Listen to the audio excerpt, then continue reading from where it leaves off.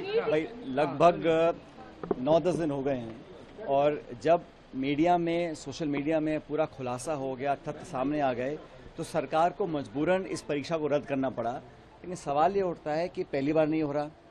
दूसरा, लगभग 22-23 लाख बच्चे जिन्होंने खुद, उनके परिवार वालों ने इतना त्याग तपस्या से मेहनत करी है, और आप सब जानते हैं इस एग्ज़ाम की तैयारी के लिए लोग ट्यूशन्स पढ़ते हैं, क्लासेस लेते हैं और अपना पेट काट के घर परिवार वाले लोग इन बच्चों की मदद करते हैं।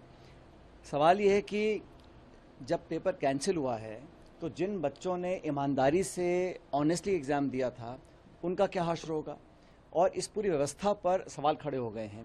जब नेशनल टेस्टिंग एजेंसी बनी थी तब कहा गया था फुल प्रूफ हम इंतजाम कर रहे हैं, और एनटीए लगातार एक्सपोज हो रहा है।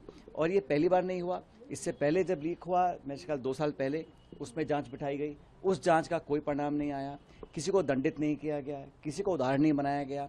और जब ये पेपर धड़ल्ले से बिक रहा है, इसका एक बहुत बड़ा माफिया है, और मुझे लगता है कि इसका सरगना कोई बहुत ही प्रभावशाली लोग होंगे, क्योंकि इस तरह समय से पहले हूबहू जो गेस्ट पेपर है उसमें लगभग सारे questions without change of comma and full stop वो दिए गए हैं।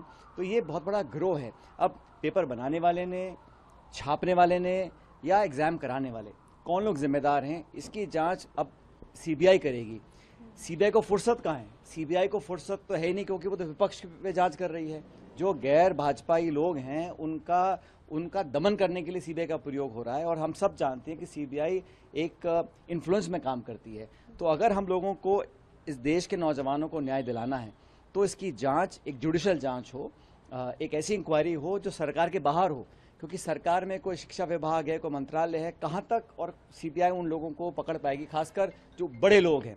छोटे मोटों का अभी भी राजस्थान में मेरे ख्याल 45 लोगों को डिटेन किया है, उनको चार्जशीट नहीं किया, अरेस्ट नहीं किया, कोई मुकदमा नहीं बनाया, तो कोई दबाव होगा।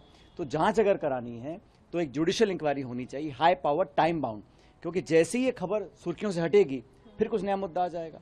इसलिए सरकार को पहली बात तो संज्ञान लेना चाहिए कि ये बार बार क्यों हो रहा है, और बजाय इसके कि सरकार 24 घंटे राजनीति करे, उनको ध्यान देना पड़ेगा गवर्नेंस के ऊपर। अगर इस देश के नौजवानों का विश्वास इस व्यवस्था से उठ जाएगा तो बहुत बड़ा एक चैलेंज है देश के लिए, क्योंकि ये पूरे जो देश की परीक्षा है इसमें बहुत लोग अरमान लगाए बैठे। पहली बात, देश में बेरोजगारी है।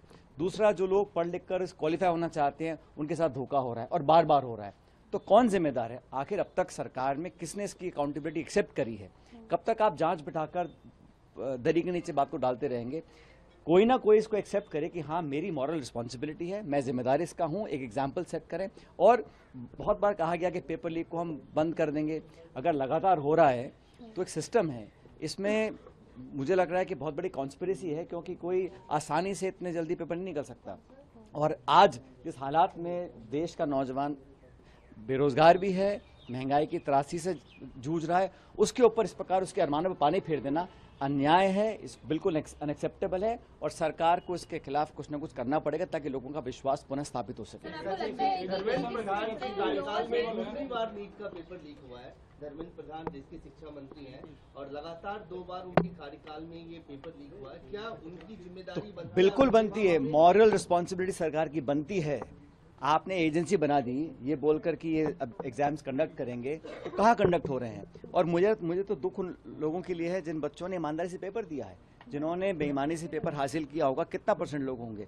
लेकिन पूरा सिस्टम अगर कोलैप्स कर रहा है, और इस देश के हम बहुत उम्मीदों के साथ नौजवानों को शिक्षा देते हैं, और कहा जाता है कि शिक्षा से बड़ा कोई आशीर्वाद नहीं है। अगर आप शिक्षा की प्रणाली में एग्जाम टेस्टिंग एजेंसी है, जो पूरी नीट परीक्षा की व्यवस्था है, अगर वो चरमरा रही है और आंखों के सामने हो रहा है और बार बार हो रहा है, तो कोई ना कोई तो रिस्पॉन्सिबल होना चाहिए इसके लिए।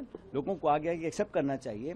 और मुझे लगता है देश की सरकार का ध्यान जो है सिर्फ चुनाव कैसे जीतना है, मैनेजमेंट कैसे करना है, सरकार कैसे बनानी है, विरोधियों को कैसे दबाना है, उस पर केंद्रित है। ये जो मूल व्यवस्था है इस पर सरकार का कोई ध्यान नहीं है।